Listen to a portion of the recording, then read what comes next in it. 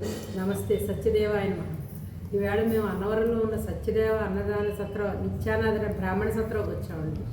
ఇక్కడ భోజనం చాలా బాగుంది. మన బ్రాహ్మణ మిత్రులందరినీ కూడా వీళ్ళు చక్కగా ఆహ్వానించి అరిటాకులో మన సాంప్రదాయం ప్రకారం భోజనం పెడుతున్నారు. ఈవేళ ధనుర్మాసం ద్వాదశి తిథి. అరిటాకులో వాళ్ళు 2 కూరలు స్వీటు హాటు వేసి చాలా మడిగా శుచిగా పెడుతున్నారు. కొసరి పెడుతున్నారు.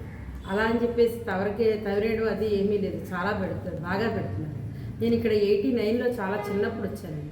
అప్పుడు కంటే ఇప్పుడు చాలా అభివృద్ధి చెంది ఈ సత్రం ఇంత బాగా అభివృద్ధి చెంది. అప్పుడు చిన్న పెంకుటింట్లో జరిగేది.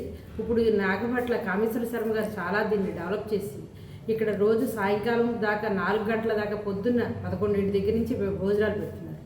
ధనుర్మాసం కనుక ఈవేళ 10:30 దగ్గర నుంచే పెట్టి స్వీటు హాటుతో పులిహార చక్కెర పొంగలితో భోజనం పెట్టి కూరలతో పెట్టి చాలా మడిగా పెడుతున్నారు. మన బ్రాహ్మణ మిత్రులందరూ ఎక్కడున్నా ఈ అన్నవరం వచ్చినప్పుడు ఇక్కడికి వచ్చి తృప్తిగా భోంచేసి ఆనందించి ఈ భోజనాన్ని అందరూ కూడా అన్నపూర్ణాదేవి భోజనంగా భావించి మనందరూ ఇక్కడ తినాలి. మనది సత్రం. మన బ్రాహ్మణ మిత్రులందరూ ఎక్కడికి హోటల్కి అది వెళ్ళకుండా ఈ సత్రంకి రండి.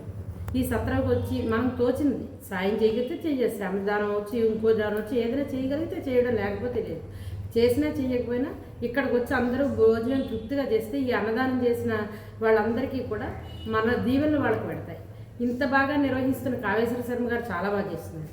ఆ పెంకుటిల్ని ఇప్పుడు 4 అంతస్తులు భవనంగా చేసి గ్రౌండ్ ఫ్లోర్లో భోజనాలు పెట్టి, ఫస్ట్ ఫ్లోర్లో ఏమో వివాహ వేదిక పరిచయాలు పెట్టి, ఇంకో చోట కళ్యాణ వేదిక పెట్టి, థర్డ్ 4th ఫ్లోర్లోనూ వీళ్ళు విద్యార్థులు ఉంటారు కదా, మన బ్రాహ్మణ విద్యార్థులు, వాళ్ళకి వేద పాఠశాల నిర్వహిస్తున్నారు. మళ్ళీ మన పూర్వ రోజుల్ని గుర్తు చేస్తున్నారు ఈ నాగపట్ల కామేశ్వర శర్మ గారు. ఇంత బాగా అభివృద్ధి చేశారంటే అసలు నేను ఎప్పుడో ఇంత చిన్నతనంలో వచ్చినా చాలా బాగుంది.